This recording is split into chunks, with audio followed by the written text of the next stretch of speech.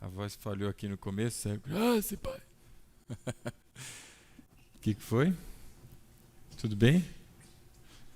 Pai, Senhor. Amém, meus irmãos. Foi bênção, né? Ontem nós fomos dar um passeio e a gente viu debaixo de chuva aquele monte de gente. E hoje, com um pouquinho de chuva, os crentes se escondem, né? Mais uma hora, desperta-se do sono, né? Para a honra e glória do Senhor. É assim que nós oramos. Meus irmãos, eu vou pedir a todos que vão comigo até o livro de Salmos, no Salmo de número 42.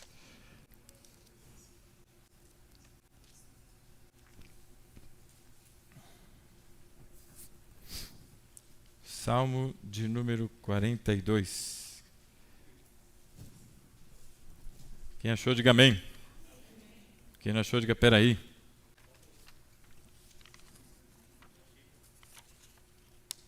Nenhum peraí. Salmo de número 42.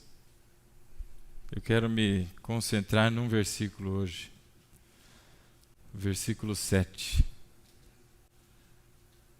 Salmo de número 42. Assim diz a palavra do Senhor no versículo 7.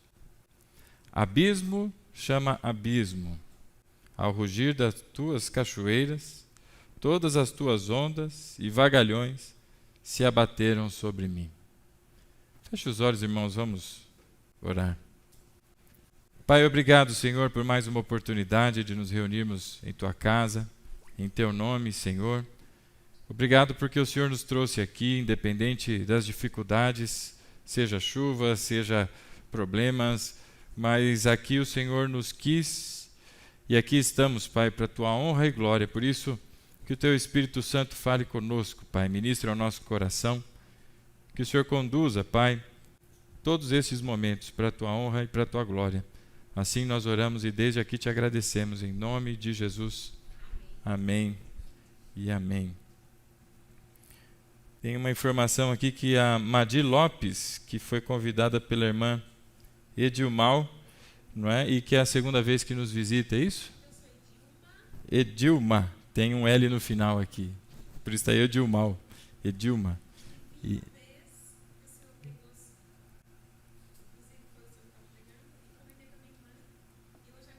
Glória a Deus. Sejam bem-vindas, viu? Em nome de Jesus. Madi Lopes, né? Sim. Só tem um L a mais aqui.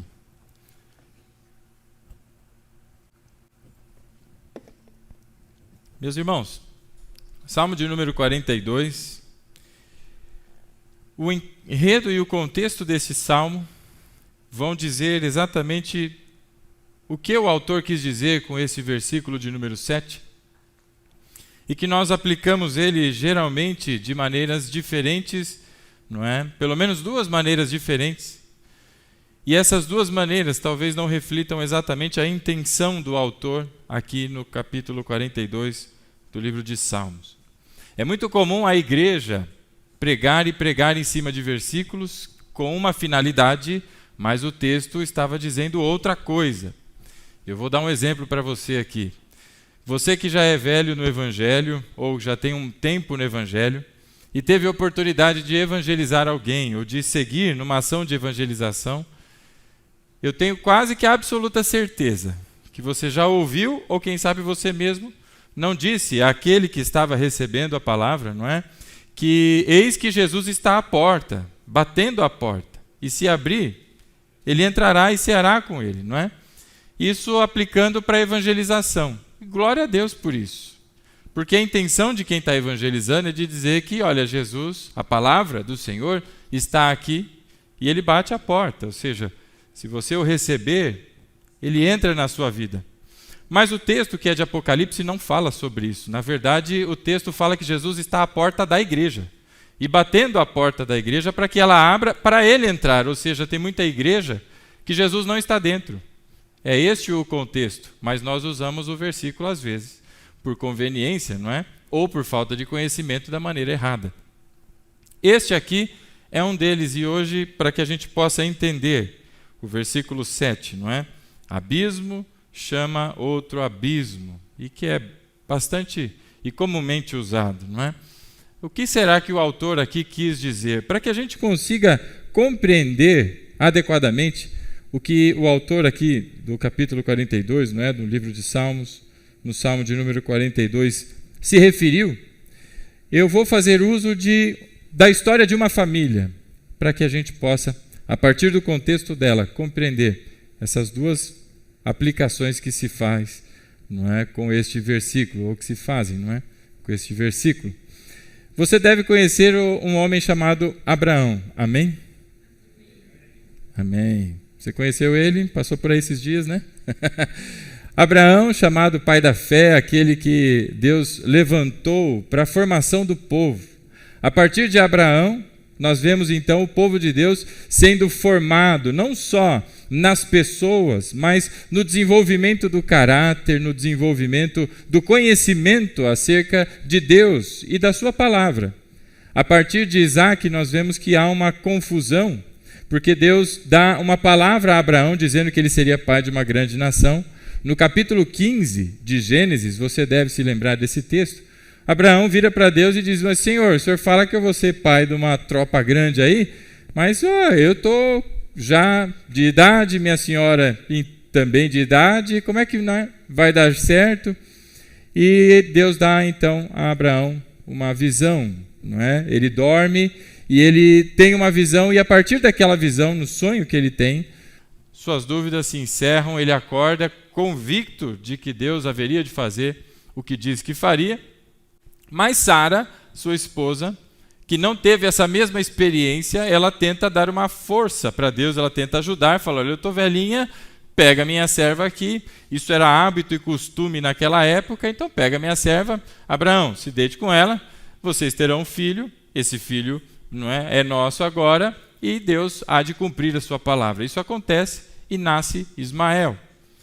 Só que não é Ismael a quem Deus tinha no seu projeto para continuidade, para que fizesse parte de um projeto muito maior do que passasse na cabeça daquelas pessoas de tão somente popular a terra. E então Sara fica grávida e dá à luz a Isaac. Como nós conhecemos, Isaac é o filho da promessa. A mesma coisa acontece com Isaac. Isaac se casa com Rebeca, e quando ela é engravida, vem gêmeos. E no seu ventre, a Bíblia diz que há uma confusão no ventre de Rebeca, não é? Há um tumulto ali, né? Você já ouviu aquela música do Jacó segurou o anjo, Jacó segurou o anjo? Né? Jacó estava tumultuando desde ali no ventre da mãe, e a ponto de Rebeca pedir água, falar, Deus, pelo amor de Deus, eu não aguento mais esse negócio, esse monte de Deus. E aí Deus dá a ela uma palavra dizendo, olha, é assim mesmo, é porque o mais novo aí é diferente, né? O mais velho servirá ao mais novo. E do mesmo jeito que nasce Ismael, mas não é este que dará continuidade, mas é o que vem em seguida, é o Isaac que dará continuidade. Esaú nasce primeiro, mas apesar de nascer primeiro, não é ele quem leva, não só os direitos de primogenitura, como nós conhecemos, mas a primogenitura espiritual, que é o que de fato, para Deus ali, é o seu plano e o seu projeto de redenção. E a partir deste chamado Jacó, que você também conhece a história dele certamente, ele uma pessoa cheia de ideias e criativo para os cambalachos, ele junto com a sua mãe Rebeca arquitetam um plano, enganam o seu pai, e a partir disso, nós vemos que na vida de Jacó começam a acontecer algumas coisas, Ele também foi enganado, ele se apaixona por Raquel, mas na hora do casamento, talvez tão eufórico com o casamento, que ele se casa com outra, achando que era aquela, mas não era aquela, era outra, e assim vai. O que tem uma mão chacoalhando ali?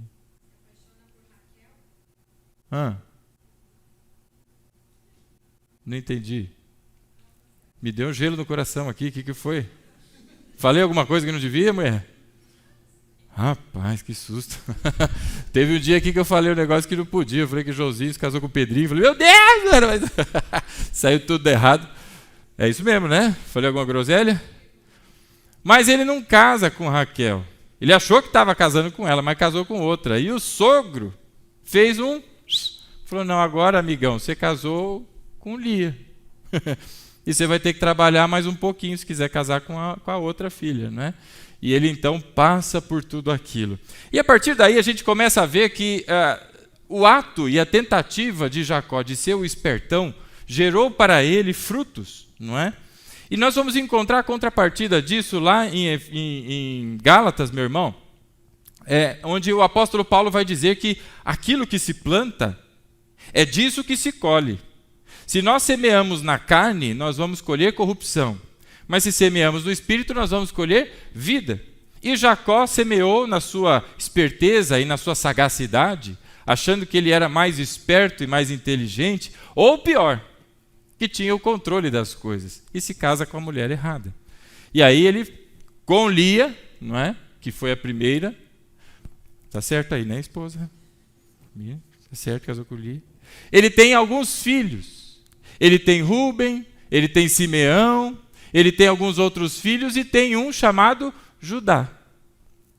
Ele tem outras mulheres, e entre elas também Raquel, e com Raquel ele tem 2 filhos, que é José e aquele negócio que a gente põe na tomada, o Benjamim, né?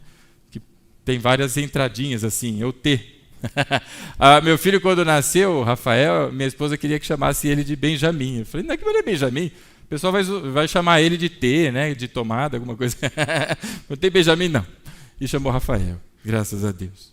É o Rafa, não é? E nasce então Benjamim e nasce José.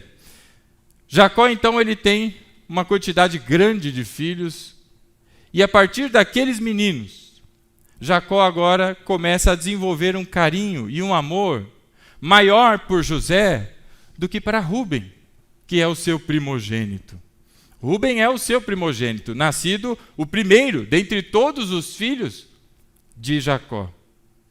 Mas Rúben parece ter algum comportamento inadequado, parece que ele tem atitudes que desagradam o seu pai, e por essa razão, Jacó agora começa a olhar para José. E como ele era também primogênito, só que de outra esposa, segundo a lei, talvez, não é, pudesse haver ali a possibilidade de que José fosse colocado como o primogênito, e não Rúben, que nasceu primeiro.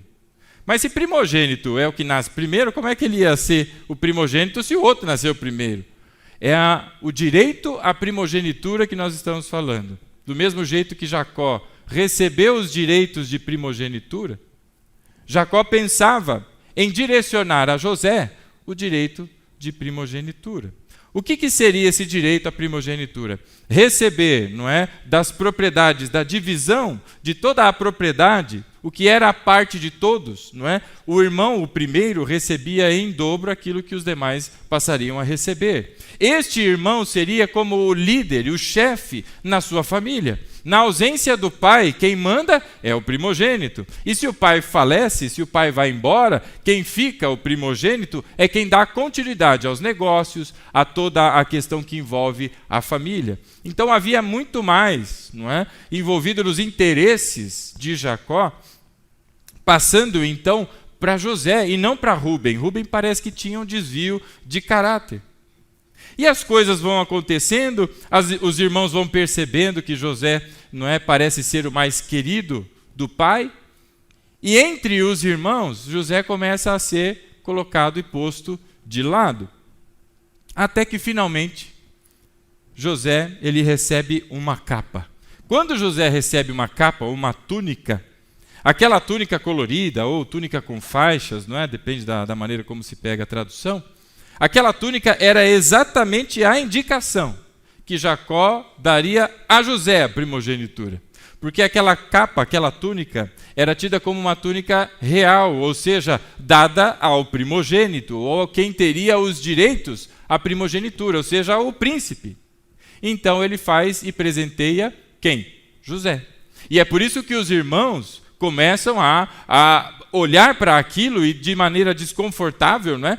Tramar planos, e agora o que nós vamos fazer? E esse lambisgoia aí que chegou por último, está no fim da fila, agora vai passar para frente, nós vamos ter que receber ordem desse daí, Malemar sabe arrancar a catota do nariz e agora vai ser nosso chefe, e os irmãos começam a ficar nervosos, não é? E de repente, para dar uma animada na situação, José tem um sonho. E quando ele conta o sonho, que na sua interpretação, os seus irmãos, inclusive o seu pai, se curvariam diante dele. Aquele sonho dos feixes, não é? Uau, aí que a turma falou, quer saber? Pelo amor de Deus, esse menino está bebendo o quê, rapaz? Para com isso. Vem aqui que eu vou dar uma chinelada na sua orelha. Para de contar esses sonhos, que não sei o quê.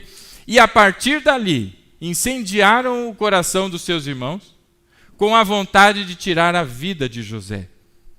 Porque ele faria com que o que era conhecido fosse então mudado.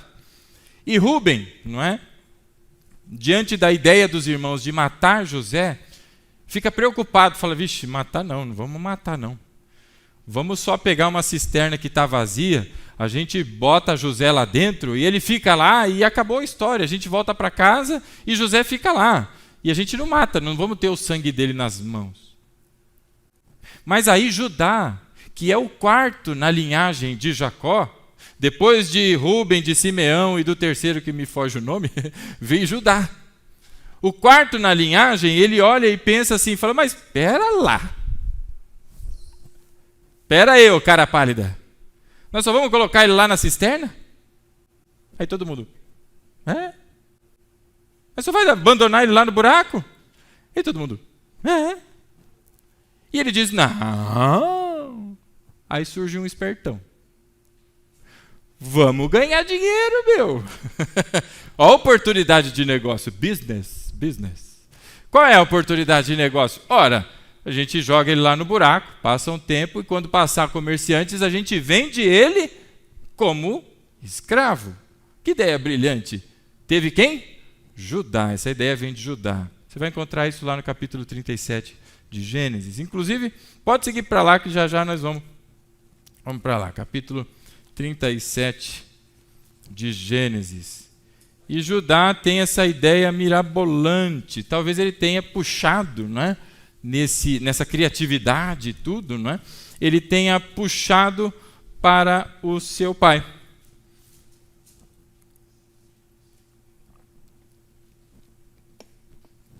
E é lá no capítulo 37, então, no verso 26, olha só o que é que diz a palavra. Judá disse então aos seus irmãos, o que ganharemos se matarmos o nosso irmão e escondermos o seu sangue? Vamos vendê-los aos ismaelitas e não tocaremos nele. Afinal, é nosso irmão e o nosso próprio sangue. Parece que ele foi, moralmente correto. É nosso irmão, nós vamos matar nosso irmão. Vamos vender como escravo. Como se fosse muito diferente. E é Judá quem dá essa ideia. E os irmãos acatam a ideia e é isso que acontece. Você conhece a história. José foi vendido a um oficial egípcio de alto escalão, não é? E o seu nome é Potifar. Casado, como diz o pastor Aguiar, com a Potifona. É o Potifar, não é?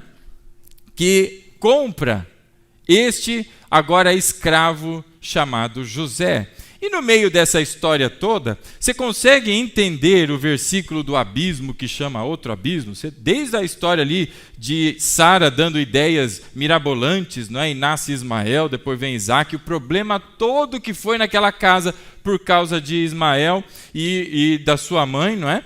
E a partir dali vem Isaac casa-se com Rebeca e na sua descendência, Jacó, que é o segundo, trama para ser o primeiro e as coisas vão acontecendo e a partir de toda essa esperteza, parece que isso agora alcança Judá, que também tem uma ideia mirabolante, vamos vender o nosso irmão. Já pensou se essa moda pega? Vamos vender aí os irmãos aqui da igreja. Não é? Quanto será que está valendo? Sabe quanto custava um escravo? Eu acho que você vai lembrar. Sabe por quanto Judas vendeu, não é, as informações de onde estava o Senhor Jesus? Quem lembra? 30 moedas de prata. Por que 30 moedas de prata e não 40, e não 35, e não 32? Será que Judas não soube negociar? Porque esse era o preço de um escravo. Jesus foi vendido como um escravo. E da mesma maneira, José foi vendido pelo seu irmão Judá e os demais por 20 peças de prata. Muita semelhança você não está encontrando aqui nessa história? Muito bem, é porque existe mesmo, não é acaso. E eis que agora, não é, José, escravo na casa de Potifar, posto para trabalhar, não é, e tudo mais, a Bíblia interrompe essa história. E aí você fala, mas como assim? E aí entra o capítulo 38 de Gênesis. E a história de José é interrompida. E começa a se contar uma outra história, que agora é de Judá. Exatamente aquele que teve a ideia mirabolante. O quarto na descendência, não é, e na linhagem de Jacó. E tem um motivo para a Bíblia interromper aquela história e contar a história agora de Judá. E acompanha aí comigo, meu irmão. Acompanha aí. Bíblia aberta, hein? Não dorme, não. Né? Abre os olhos, em nome de Jesus, aleluia. Capítulo 38 de Gênesis. Por esta época, Judá deixou seus irmãos e passou a viver na casa de um homem de Adulão, chamado Ira, ou Hira, porque tem um H aí, né? Ou seja, Judá deixou a casa do seu pai, Judá deixou a sua família, os seus irmãos, deixou os pertences da sua casa e se mudou. Tanto Jacó quanto os seus irmãos viviam na região de Hebrom. E eles foram agora para Adulão. Adulão é um pouquinho para cima e um pouquinho para este lado. Eu acho que isso aqui é noroeste, né? Se eu não erro aqui os cardeais aí, né? É como se você estivesse em Brasília e fosse para a Amazônia. Entendeu? É mais ou menos, olhando o mapa, você entendeu aí agora. E era próxima a distância, não era tão longe assim. E eis que Judá sai da casa do seu pai. E por que será que ele saiu? Ora, tem várias possibilidades, mas a primeira delas, e que é bem razoável pensar nisso, é que se você tivesse vendido o teu irmão e tivesse que olhar para o rosto do teu pai, e o teu pai que chorou por vários dias, ora, não seria uma coisa tão fácil você, né, a não ser que você fosse o Jack Estripador, né, alguma coisa assim. Mas uma pessoa com coração, uma pessoa de verdade, não com um coração de pedra ou peludo, ele ia olhar para o pai, e a Bíblia diz que Jacó passou um luto muito grande, foram muitos dias chorando por José. Porque ele realmente amava o filho, não é? Não só porque via nele a continuidade da sua família, mas pelo amor e o carinho por ser o primogênito da sua mulher amada, Raquel. E então, muito provavelmente, por essa razão, Judá não dá conta e deixa os seus irmãos. E aqui há um indicativo, não é? De que algo está acontecendo no coração deste homem chamado Judá.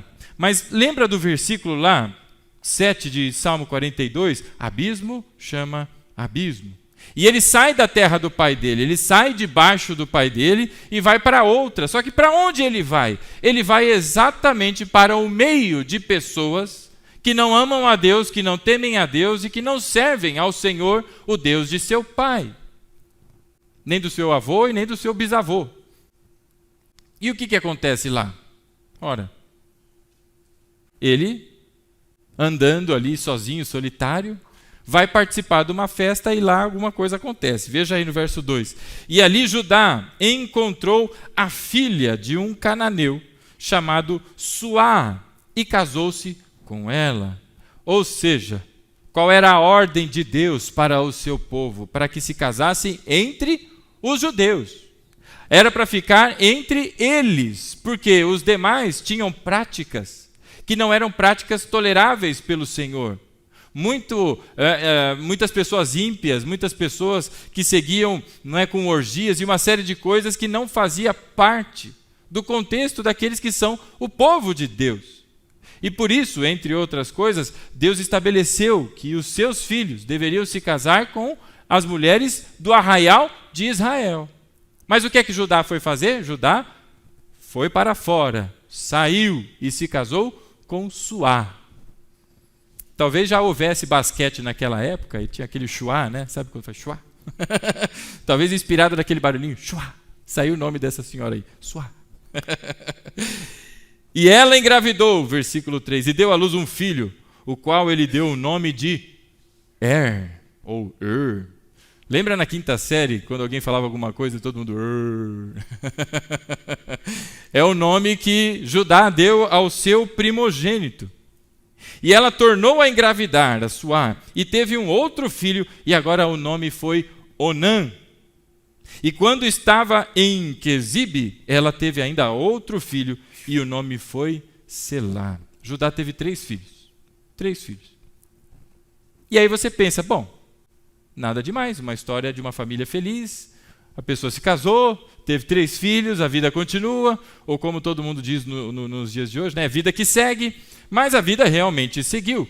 Só que Judá se esqueceu de que ele servia a um Deus, e que este Deus, não é, aplica juízo sobre a vida dos seus filhos, não é? E no verso 6 diz que Judá escolheu uma mulher chamada Tamar para ou o seu filho mais velho. Mas o Senhor repreendeu, ou melhor, reprovou a conduta perversa de o filho mais velho de Judá, e por isso o matou. O primogênito de Judá, ele era perverso. Que tipo de maldade a Bíblia não diz, mas foi suficiente para que Deus aplicasse juízo na vida dele, e um juízo severo, implicando na morte. Aí alguém vai se levantar e falar, meu Deus, Deus é assassino. Não, irmão, foi ele que seguiu num caminho errado, e por conta do seu caminho errado, a consequência dos seus atos gerou a morte. E Tamar, que era recém-casada, ficou agora viúva. E o que acontece com as viúvas no povo de Israel? Elas vão procurar o Bolsa Família e elas seguem. Verso 8. Então Judá disse a Onã, o seu segundo filho, case-se com a mulher do seu irmão e cumpra as suas obrigações de cunhado para com ela e lhe dê a descendência ao seu irmão. Então o que tinha? Tinha a lei do levirato, ou a lei do cunhado, como se chamava. Basicamente, se você tivesse se casado com um irmão, um dos filhos, e este morre, o irmão mais próximo, não necessariamente o mais novo ou o mais velho, o mais próximo, assumia as obrigações com aquela viúva. E qual que era a obrigação? Dar a ela descendência, para que o nome do irmão fosse continuado através dos filhos. Então, o filho deste irmão, que está cumprindo as suas obrigações com essa viúva, o filho é dele com essa mulher, mas não é contado na sua descendência. É contado na descendência do irmão falecido. E isto não implica só na contagem, implica na repartição de toda a herança, implica no caso de Onã, os filhos seriam os primogênitos do seu irmão. Ou seja, quem é o primeiro? O tal do ou do Eu vou falar daqui para frente, tá? Para não parecer E o então morreu, mas ele era o primogênito, então ele tinha o direito à primogenitura. Os seus filhos herdariam o direito dele. Então, se Onã tivesse um filho com ele, pronto, estava... Onã não tinha mais nada, não tinha descendência, nem sobrar nada para ele. Então, agora, o filho de Judá tem uma mente brilhante, tal qual o pai, tal qual o avô, e pensa uma maneira de fugir do problema. É um bando de gente tentando dar uma força, tentando dar uma ajuda, tentando ser, entre aspas, dono da situação. E olha aí o que é que ele faz, né? E tem um motivo para a Bíblia dar esses detalhes tão esquisitos que você vai vendo aí na leitura. Verso 9. Mas Onã sabia que a descendência não seria sua, e assim, toda vez que possuía a mulher do seu irmão, ele derramava o sêmen no chão, para evitar que o seu irmão tivesse descendência. Então, o que Onã fazia? Ele se aproveitava da mulher, falou, eu tenho, é minha obrigação, então vamos lá. Não é? Vai lá, Tamar, toma um banho, é hoje. E aí, depois da relação, o que ele fazia? Em vez de seguir com a sua obrigação, para que ela fecundasse, desse à luz a uma criança, ele simplesmente jogava o sêmen no chão. E assim ele fez por um tempo, achando que estava muito esperto. As pessoas olhavam para Tamar e diziam, eita, mas está difícil, essa mulher tem alguma coisa. Eu não vou dar meu terceiro filho para essa mulher, não. Ah, eu não sei o que ela faz, eu não sei o que ela tem, mas está morrendo todo mundo. Mas ele não entendeu que era Deus. E aí ele vai, põe a mulher para voltar para a casa do pai dela, Tamar volta para a casa do pai, e ela é obrigada a se vestir de viúva até o dia em que Selá estivesse apto para se casar com ela e cumprir as suas obrigações como cunhado. E ela era obrigada a ficar de viúva e não buscar outro casamento, porque ela já estava prometida a Selá. Então enroscou a vida da mulher, e o outro lá está achando, eu que não vou dar meu filho, porque vai morrer também. E se morreram os filhos, eu fico sem descendência. E assim foi. A Bíblia vai dizendo que a história vai passando, até que finalmente, se você avançar aí comigo, não é? No versículo 12, a mulher de Judá morre. A Suá morre. Verso 12. Tempos depois morreu a mulher de Judá, a filha de Suá, e passado o luto, Judá foi ver os tosquiadores do seu rebanho em Timna, com o seu amigo Ira, o Adulamita. Passou o tempo ali do dilúvio, ó, do luto, já misturei, já choveu ali, choveu hoje, né? Nós vamos dançar na chuva. Passado o tempo do luto que Judá teve, não é? Ele pensou, bom, agora eu vou me alegrar, eu vou sair um pouquinho de casa, essa depressão, porque minha mulher morreu, eu vou passear um pouquinho, eu vou lá junto com os tosqueadores. E essa ação com os tosqueadores era uma espécie de uma festa que acontecia uma vez por ano. E era um tempo em, se você tivesse gado, não é? Se você tivesse rebanho, era um tempo de ganhar dinheiro, porque iam lá arrancar a pelezinha das ovelhas, dos cabritinhos lá, né, tal, e aquele monte de pele ia ser vendida, dinheirinha, falou, eu vou lá me alegrar. E a turma se juntava, dava banquete, entrava dinheiro, né, e entrava dinheiro e saía dinheiro com a festa. Mas agora ele falou, eu vou lá me alegrar um pouquinho, vou lá junto com os tosqueadores. E aí ele vai com este amigão dele, o Adulamita, chamado Ira, ou Rira. E aí no verso 13, não é? Quando foi dito a Tamar, o seu sogro está a caminho de Tina, para tosquear suas ovelhas. E alguém, sabendo que Judá estava indo, avisa Tamar.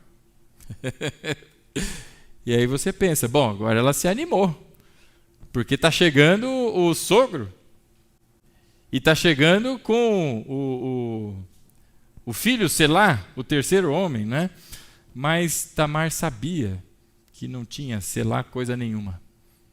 Tamar já tinha entendido que o seu sogro tinha armado com ela, de maneira a deixar ela lá apodrecendo, e ali ela ficaria, sem marido, sem descendência, desonrada. E aí Tamar, meus irmãos, assume essa inteligência, essa esperteza da família. Agora é ela. Meu irmão, literalmente, abismo chama abismo. E aí o que essa mulher pensa? Se você fosse Tamar, o que você faria? Uns iam chamar o Datena, outros iam, sei lá, mandar uma carta para o Procon, falar, meu sogro não está resolvendo meus problemas, vai no Reclame Aqui, alguma coisa. Tamar não. Tamar teve uma ideia, não é, na cabeça dela brilhante. Vou me vestir de prostituta. Alguém pensaria nisso? Ela pensou. E por que ela pensou em se vestir de prostituta? Para se vingar do sogro. Você não me deu o maridão que eu precisava? Você não me deu o maridão para eu ter filhos e eu estou nessa situação? Agora eu vou ter filhos sim. Só que não vai ser de Selá não. Vai ser seu. E ela arma um plano, arquiteta um plano. Meu irmão, olha que história horrorosa. E ela troca suas vestes, aí verso 14, e ela trocou as suas roupas de viúva e cobriu-se com um véu para se disfarçar. E foi sentar-se à entrada de Enaim, que fica no caminho de Timna, e ela fez isso porque viu que, embora Selá já fosse crescido, ela não lhe tinha sido dada em casamento. Então ela armou tudo isso porque ela falou, meu, tá de brincation with me, Judá? With me? Ah, não, peraí, que agora você vai ver com with you. Não é? E aí ela se veste de prostituta. Minha irmã? E aí ela vai e fica lá. Resumindo a história, está lá Judá passando, e aí ele vê a mulher lá, e ele fala, opa, né? Tô viúvo, tô agora querendo festejar. Minha senhora, quanto custa aí o negócio? E aí ela virou para ele lá e falou, depende, né? Depende, né? Depende de como vai ser as condições e tudo mais. Ele falou, olha, eu te ofereço um cabrito. Esse era o preço naquela época, não é? Por um momento de prazer ali, né? Um cabrito. Era por isso que as mulheres ali se davam, não é? Só que Judá foi enganado. Judá tinha certeza que ali estava uma prostituta. E não uma prostituta qualquer, uma prostituta cultual. O que é isso? Naquela época tinham os cultos a deuses pagãos que acreditava-se que, para que eles pedissem fertilidade à terra na plantação, fertilidade nos animais para procriarem, eles refletiam a fertilidade no ato sexual. Então, dentro das igrejas daquela época, tinham até quartos e salas que as mulheres, as prostitutas, não é? Sacerdotisas aí desse lado obscuro, ficavam ali, eles tinham caso e iam embora. E aí, Judá vira para Tamar, mas não sabe que é Tamar. Tamar talvez fosse Itamar. Sei lá como é que ela se apresentou. E aí Judá vira para ela e fala, então tá bom, vou te dar um cabrito. É nóis. E aí ela fala, quem me garante que você vai me dar um cabrito? Ele falou, agora tá me chamando de mentiroso? Eu tô falando que eu vou dar um cabrito para você, mulher? Não, eu quero alguma coisa como penhor. Eu quero garantia que você vai me pagar depois. Tá achando o quê? Que é fácil assim? E aí ele vira para ela e fala, tá bom, o que é que você quer? Ela fala, eu quero o teu pingente, que tem um cordãozinho que ele carregava, e eu quero o teu bordão, o cajado. Naquela época, as pessoas carregavam uma espécie de um selo pendurado no pescoço.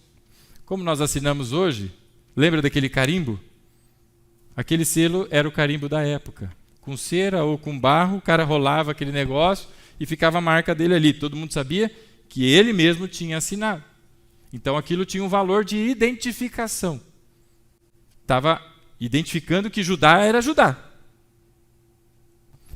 Então ele tira o cordão, o cara está desesperado, né?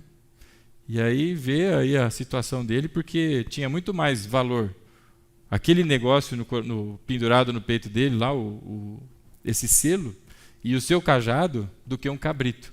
Mas o desespero dele foi tamanho, que ele deu lá o cajado, se deitou com ela, quando terminou ele foi embora, passaram alguns dias, e ela voltou para casa também, né? Tamar voltou para casa, trocou de roupa e voltou a assumir a sua roupa de viúva. Plano perfeito da Tamar. Passou-se uns dias, o servo, não é, de Judá vai levar o cabrito, cadê a mulher? Não acha a mulher. E aí ele vira, né, para o pessoal e fala, gente, tinha uma prostituta que fica por aqui na entrada aqui, uma mulher aí, né? Alguém viu? E as pessoas da cidade, aqui não fica nenhuma prostituta. Não tem isso não. E aí Judá falou, não está mais aqui quem perguntou, obrigado, passar bem. E aí ele volta e vai falando com os seus amigos, né? Falou, gente, é melhor deixar esse negócio para lá, senão o pessoal vai saber do que aconteceu, isso é uma vergonha tamanha. Ora, ele priva os direitos de uma mulher de ter ali os seus filhos, de ter o seu marido honrado, ele priva o direito, e disso ele não tem vergonha. Ele diz que vai dar o filho e não dá o filho, disso ele não tem vergonha.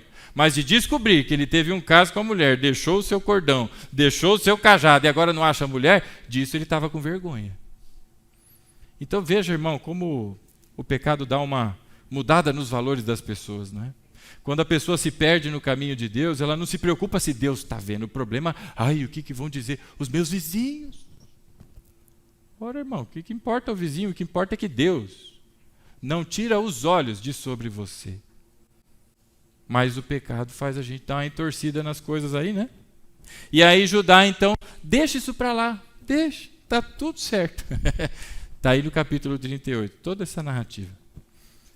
E eis que, de repente, vem está lá Judá trabalhando, está lá com o seu filho, sei lá, ele está feliz porque ele não morreu, eles estão lá felizes. Aí, sempre quando você está achando que está tudo bem, meu irmão, se tem coisa debaixo do carpete, mais dia menos dia, Deus vem.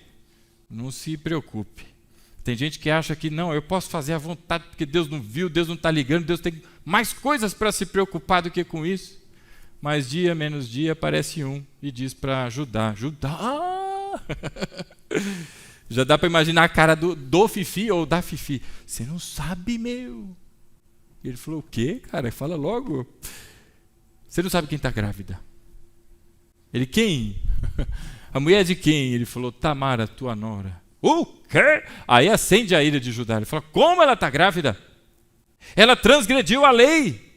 Ela pulou a cerca. Ela está prometida. Como é que ela faz isso? Então traz ela aqui porque ela vai ser queimada. E ele exige que ela fosse trazida para ser queimada viva, fogueira. Porque essa era a lei. A mulher se traísse o homem, ela era queimada em fogueira. E ele não pensa duas vezes e conclama a lei. Fala, traz aí que eu vou acender a fogueira. Eu vou montar a pira, vou tacar fogo nessa sem vergonha. Como ela fez isso? E aí os homens cumprem a ordem e vão até Tamar.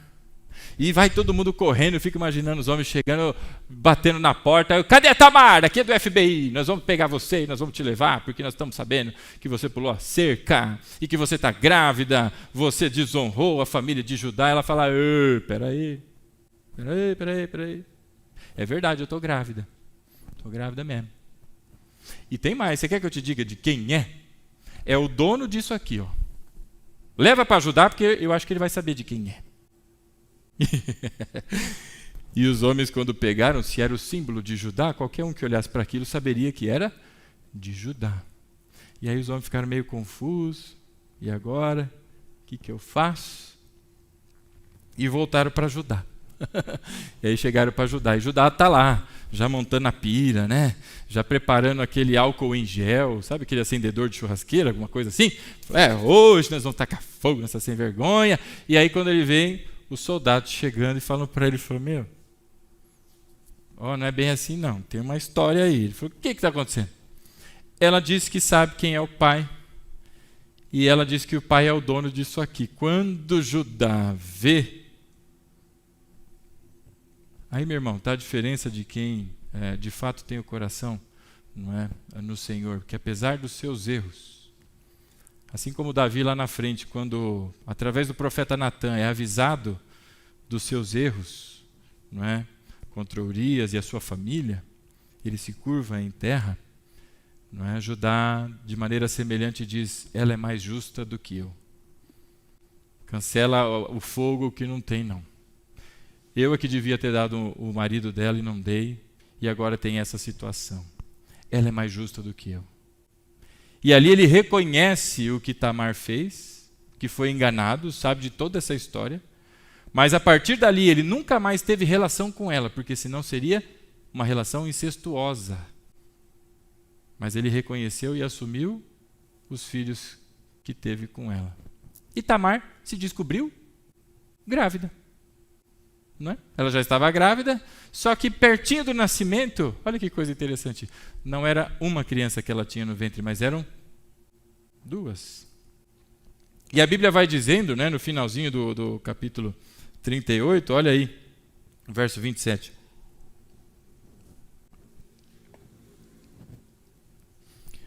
Quando ela chegou, ou melhor, quando lhe chegou a época de dar à luz, havia gêmeos em seu ventre. E enquanto ela dava à luz, um deles pôs a mão para fora. Então o parteiro pegou um fio vermelho e amarrou no pulso do menino, dizendo, este saiu primeiro. E aí os menininhos, na hora do parto, aí o Thalita, tá chegando a hora aí, né? O menininho botou a mão para fora. Acho que ele foi medir a temperatura. Ele falou, deixa eu ver se está frio, você leva um casaquinho. E ele botou a mão para fora. Ele fez um joinha, talvez ele deu um tchauzinho para o pai e para a mãe e tal. E na hora que ele botou a mão para fora, amarraram a mãozinha do menino, e ele botou a mão para dentro de volta. Só que no meio do caminho, o que pôs a mão para fora primeiro, talvez fosse meio lento. E o seu irmão, que não tinha posto a mão para fora, nasceu primeiro. E o nome dele foi... Parece que ela está conversando, ela está no diálogo. Nossa, você conseguiu uma brecha. Não, ela teve um susto. Ela falou, cadê a fita vermelha? Você conseguiu dar um passa-moleque no teu irmão? Dentro do ventre. E ela se espanta, não é? E deu-lhe o nome de Pérez ou Perez, não é? Porque ele saiu primeiro. E este agora se torna o primogênito de Judá. E este agora se torna o primogênito de Judá. Judá teve 3 filhos. O Selá estava vivo. Era para ele ter sido o pai para dar os filhos a Er. Mas como não aconteceu, este agora é filho de Judá, com Tamar. E além de Pérez, então saiu o próximo, não é? Verso 30. Depois saiu o seu irmão que estava com o fio vermelho no pulso e lhe foi dado o nome de Zerá. E Zerá é uma indicação de vermelho, provavelmente por conta do fio vermelho no seu pulso. Nascem os 2. O que tentou sair o primeiro, era meio lento, o outro foi mais rápido, pá, e nasceu primeiro. Verso 1 do capítulo 39, volta a história de José. Então acaba a interrupção. Houve uma interrupção. Moisés traz uma narrativa de José e ele interrompe essa narrativa para contar a história de Judá. Ora, você sabe quem é Judá? Aí alguém vai dizer, olha, é um dos filhos de Jacó. Eu falei, é verdade. Nós estamos falando dele até agora. Mas não é só isso. Como que nós conhecemos? Nas costas do irmão Fábio e na do irmão Henry, está escrito que Jesus é o quê? É o leão da onde? A tribo de Judá. É esse o Judá que desviou seu caminho, foi achar uma mulher fora dentre a sua família, se casou, teve 3 filhos, morreram 2 por conta do julgamento de Deus sobre eles e é juízo de Deus na vida deles.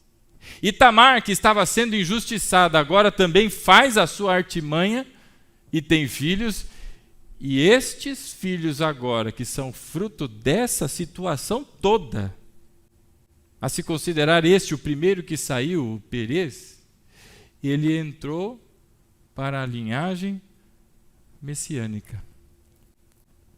É a partir deste Perez que lá na frente vai se encontrar com Salmão. Lembra do Salmão? Hoje eu não vim de Salmão. Lembra do Salmão que se casou com Raabe? E que depois do filho dela veio Boaz, que se casou com Ruth? Essas mulheres todas estão descritas, não é, no texto sagrado. Lá em Mateus, no capítulo 1. Vá lá comigo, por favor.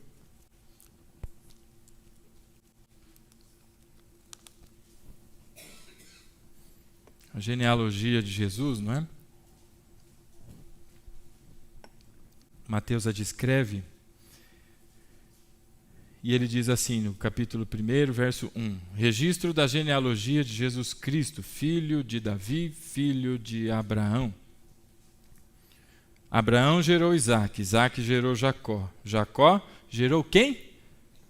Ora, mas não era Rúben o primeiro? Não tinha Simeão, não tinha o terceiro que eu esqueci o nome? Aí chegou Judá. Jacó gerou Judá e seus irmãos. Mas se você continuar lendo a narrativa de Gênesis, na história de José, você vai notar que Jacó dá a primogenitura para José, e não para Judá. Mas quando se dirige a Judá, a profecia de Jacó para ele é de que ele é um leãozinho, e que o cetro jamais se apartará da sua descendência. Então de Judá, da descendência de Judá, vem o rei Davi. E da descendência do rei Davi vem o rei eterno, o único e verdadeiro, a quem sejam honra e glória e todo louvor, não é? Nosso Senhor Jesus. Então Judá gerou Pérez e Zerá, cuja mãe foi Tamar. É essa Tamar que fez e se vestiu de prostituta. Ela entrou na linhagem sacerdotal aqui. Cuja mãe foi Tamar, e Pérez ou Perez gerou Esrom, Esrom gerou Arão, Arão gerou Aminadab, Aminadab Nasson, Nasson chegou no Salmão. Salmão gerou Boaz, cuja mãe foi Raabe. Nem Tamar, nem Raabe eram de fato do povo de Deus, mas eram estrangeiras. E aí ele continua. Boaz gerou Obed, cuja mãe foi Ruth, a moabita. E Obed gerou Jessé, Jessé gerou o rei Davi, filho de Abraão, filho de Davi, e aí vem a sequência da linhagem. Então, meus irmãos, voltando, portanto, ali ao capítulo 42 do livro de Salmos, lá no verso 7, não é? Ele diz assim: o abismo chama abismo. Se você acompanhou essa história toda que a Bíblia conta, e tem um motivo de estacionar a história de José só para tratar de um capítulo de Judá, porque de Judá é colocada a linhagem de Jesus, você viu que através dos erros daquela família, das tentativas de tomar o controle na mão, das tentativas de fazer uma série de coisas, de ser esperto, de achar que tem o domínio da sua própria vida, um abismo que gerou outro abismo. E é um que se negou a dar o filho, a outra que, então você vai ver o teu agora, vou me vestir de prostituta. E aí tudo isso acontece. A primeira maneira de se aplicar esse texto aqui, e que muitas pessoas o fazem, e não tem problema nenhum em o fazer, viu, meu irmão? Porque de fato é isso mesmo que acontece. É que este abismo do qual fala o salmista são essas situações de crise. É consequência de pecado. Então, um abismo que gera outro abismo, quer dizer, um ato pecaminoso, gera outro. Ou seja, você conhece a história também do rei Davi, tem uma outra Tamar no rei Davi, a filha dele, e que ela foi estuprada pelo seu irmão, não é? Essa Tamar. Ora, Davi não foi aquele, não é, que também tomou a mulher de Urias para si? Um abismo que gera outro abismo, até que Absalão foi morto. Então, se você conhece a história, não é? Você nota que existem consequências para o pecado. Essa é a primeira maneira, e acho que é a mais comum de se usar esse versículo. E, de novo, o contexto do versículo não é este, mas a aplicação pode ser feita, porque lá em Gálatas nós vemos que o fruto, não é, daquilo que você semeou é compatível com a semente. Então, se você semeou corrupção, você vai colher corrupção, não tem jeito. Semeou na carne, vai colher na carne. Então, tem amparo bíblico. Mas o sentido que está se dizendo aqui não é este, é o segundo. Situações como a de Tamar, antes dela tentar ser a esperta. Ela é vítima, perdeu o marido. Aí vem o próximo que deveria cumprir as suas obrigações, mas não cumpre. Chega na hora, ele joga o sêmen fora para que ela não engravidasse. Ela é vítima. Essa aflição que vem sobre Tamar é dessa que fala o salmista. Quando os ventos se tumultuam na tua cabeça e você não está esperando. E quando ele fala de abismo, não pensa em precipício. A palavra está apontando para fundo de oceano. É como, você já ficou debaixo de onda?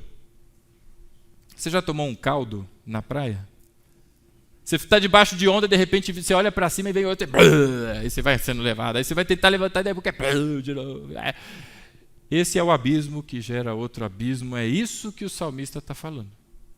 É quando as situações que a vida promove, não é, vêm acumuladas uma sobre a outra e você parece que não tem tempo de respirar e a coisa vai. Isso é o abismo sobre abismo. Quantas pregações equivocadas porque não se presta atenção no contexto bíblico, apesar do sentido poder ser aplicado, não é? Mas independente do que houve com Tamar, independente do que houve com Judá, as duas aplicações, não é, do mesmo abismo que gera outro abismo. Na continuidade, o autor diz assim, não é? Abismo chama abismo, ao rugir das cachoeiras, não é, como está debaixo da água. Todas as tuas ondas e vagalhões se abateram sobre mim. Verso 8, concede-me, Senhor, o seu fiel amor de dia, de noite esteja comigo a sua canção, é a minha oração ao Deus que me dá a vida.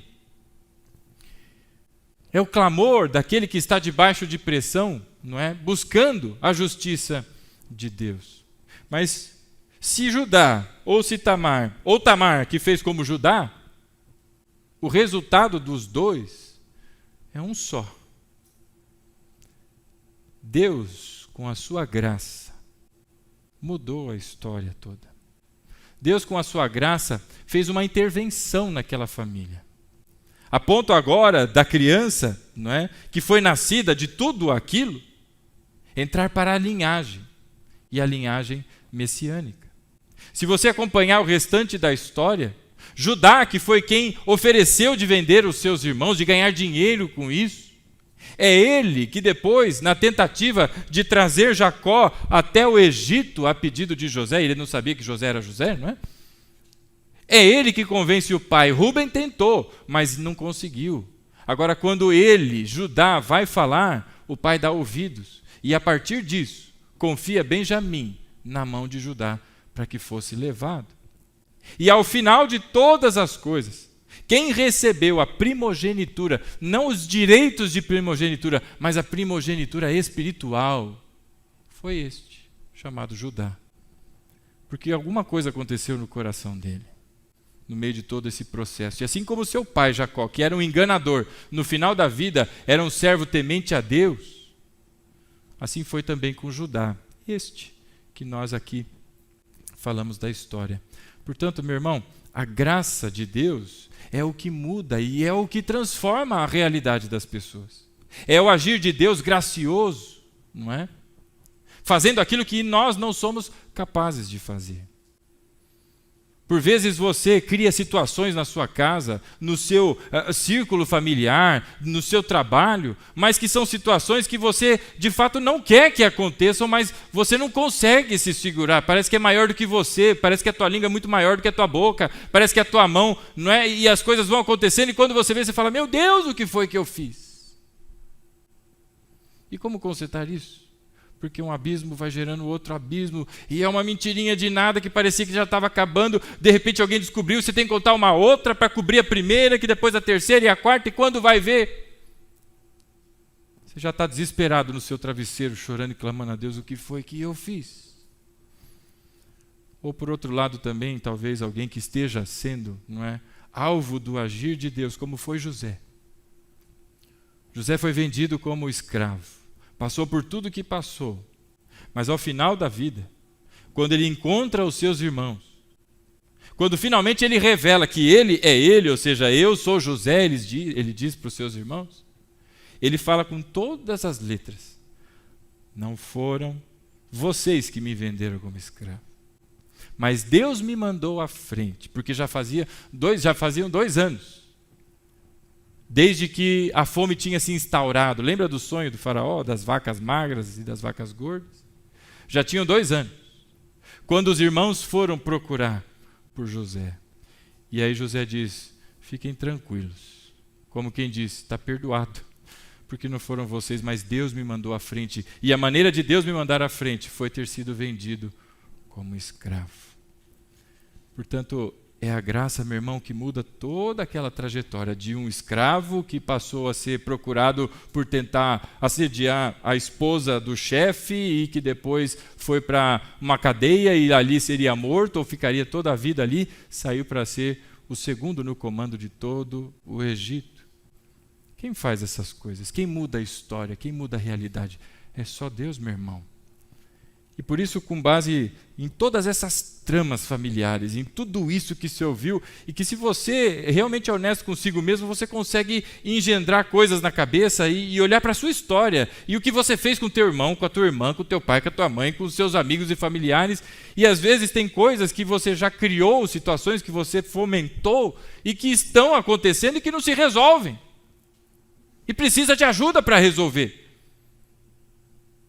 Passou do controle, ou pelo menos passou a sensação de controle, porque nunca teve controle. E agora o que eu faço? E aí vem o desespero, e agora o que eu faço com a minha esposa, e agora o que eu faço com meu marido, e agora o que eu faço não sei o quê, e eu conto ou não conto, como é que eu faço e tudo mais, e vem aquele desespero.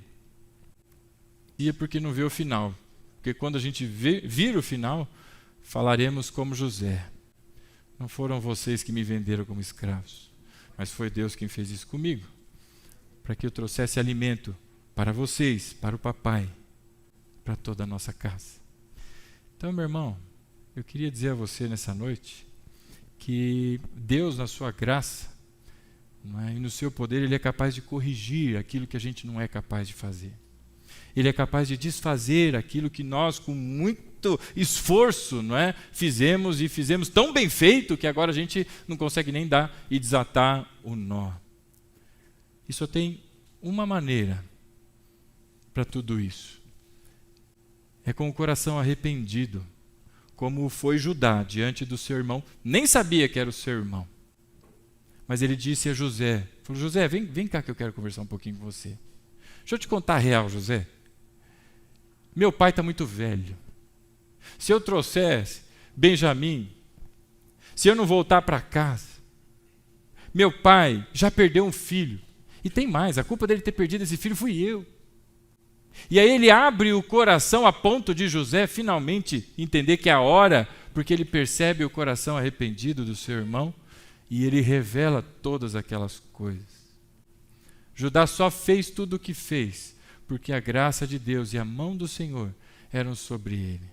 E por isso ele tomou aquele caminho, tomou aquela decisão. E nessa noite, meu irmão, se tem uma coisa que é muito triste, é situações em que em família a gente não tem harmonia, em família a gente não tem paz. Nós não conseguimos reaver os atos, né? ou reatar os relacionamentos e coisas. É irmão que não fala com o irmão, pai que não fala com o filho, filho que não fala com a avó. E os enredos são tão grandes. E às vezes o troço é por causa de uma balinha, que você não deu a balinha. Pronto, virou um tormento. Às vezes você olha hoje para a tua vida e para a tua condição, para os teus relacionamentos e diz, não tem mais jeito. Chegou no limite. Ou talvez tenha passado do limite. Mas, meu irmão, Deus é capaz de refazer e desfazer toda a obra do diabo. Toda a obra do diabo.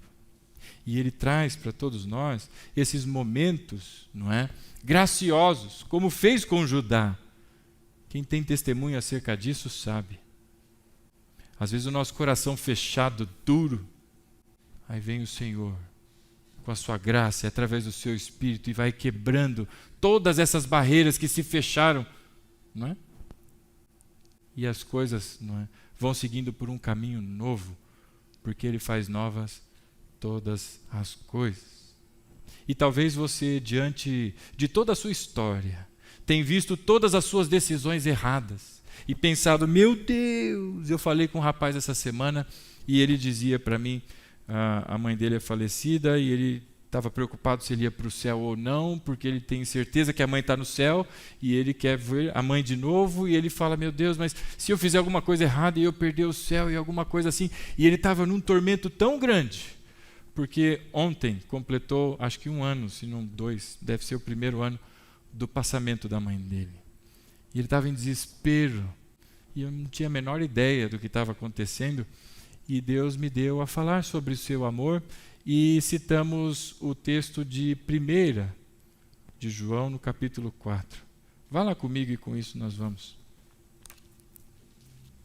partir para o encerramento. Primeira epístola de João, no capítulo 4.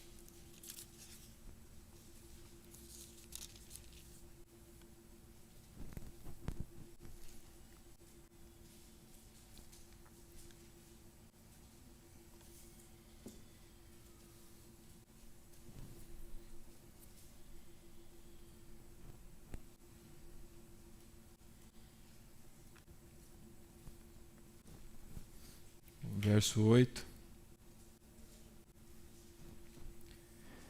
Quem não ama não conhece a Deus, porque Deus é amor. Foi assim que Deus manifestou o seu amor entre nós, enviando o seu Filho unigênito ao mundo, para que pudéssemos viver por meio dele. E a partir disso, nós fomos até o versículo 18. Nós vivemos por meio de Jesus, como acabamos de ler. E no verso 18, o apóstolo João diz o seguinte: no amor não há medo. Ao contrário, o perfeito amor expulsa o medo, porque o medo pressupõe castigo. Aquele que tem medo não está aperfeiçoado no amor. Sabe, todas as coisas que você fez até aqui, irmão, essas tramas talvez que você, como Judá, como Jacó, como Sara, como todos esses demais que nós vimos, não é? Se isso lhe traz medo pelo que você fez, arrependa-se, meu irmão. Arrependa-se. Porque a Bíblia diz que o amor lança fora todo medo. Porque o medo pressupõe castigo. Aqueles que buscam a Deus com medo do castigo é porque não conheceram o Filho. Por isso não foram aperfeiçoados no amor. Mas aquele que busca a Deus, esperando perdão, esperando remissão, com arrependimento sincero, esse a Bíblia diz que foi aperfeiçoado no amor. Porque há castigo sim, Deus é justo. Só que o castigo veio sobre Jesus naquela cruz.